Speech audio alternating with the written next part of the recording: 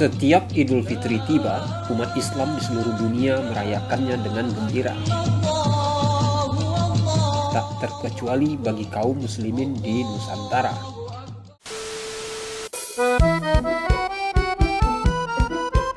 Dan sudah menjadi tradisi saat lebaran, ucapan minal aidin wal faizin, mohon maaf lahir dan batin, menjadi hal yang lazim diutarakan. Bahkan kurang afdol rasanya jika berlebaran tanpa mengucapkan kalimat-kalimat tersebut. Pertanyaannya, sejak kapan tradisi mengucapkan kalimat minal aidin wal faizin, mohon maaf lahir dan batin itu muncul?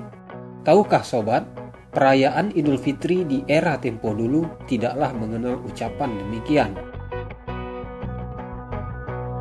Sejarawan Ikhwan Nazari menyatakan, masyarakat muslim era tahun 1900-an tak lazim mengucapkan minal aidin wal faizin, mohon maaf lahir dan batin saat berlebaran. Hal tersebut, kata Ikhwan, bisa diketahui dari berbagai arsip pemberitaan surat kabar yang terbit pada zamannya.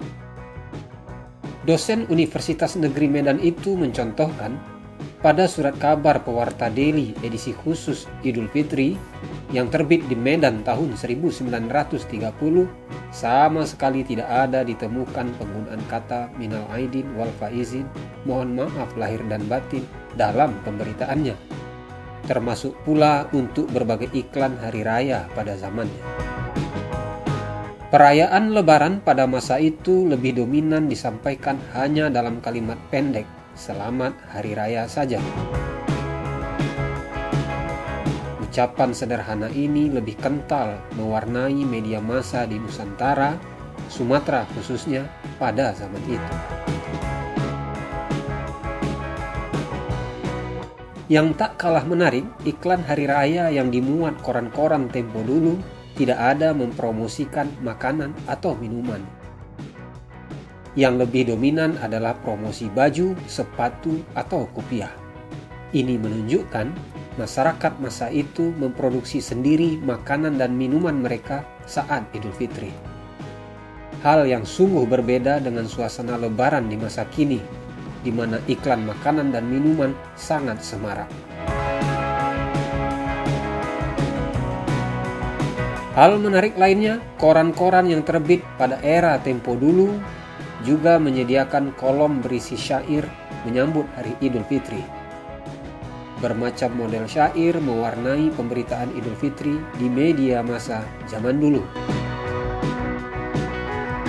Pertanyaan yang belum terjawab, sejak kapan ungkapan minal aidin wal faizin, mohon maaf lahir dan batin, masuk dalam khasanah berlebaran di Indonesia? Jawaban ini membutuhkan penelitian khusus.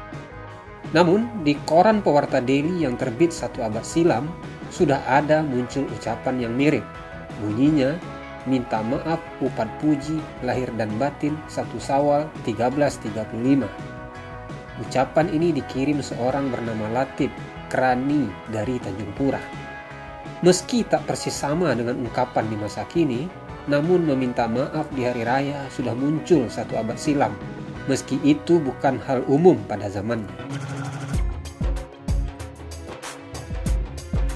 Satu hal tak lazim lainnya di Idul Fitri tempo dulu adalah fenomena mudik.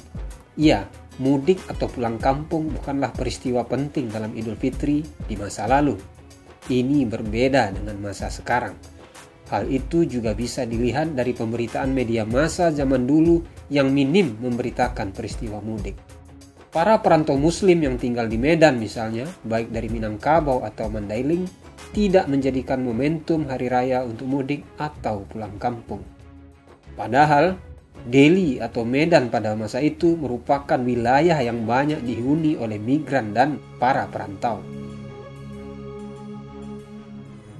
Tampaknya praktek mudik merupakan hal baru saja di era modern ini. Ikhwan menduga hal itu berkaitan dengan ketidaknyamanan masyarakat urban masa kini yang merasa dunia rantau, kota, atau industrialisasi membuat hidup mereka terasa hampa sehingga merasa perlu untuk pulang kampung.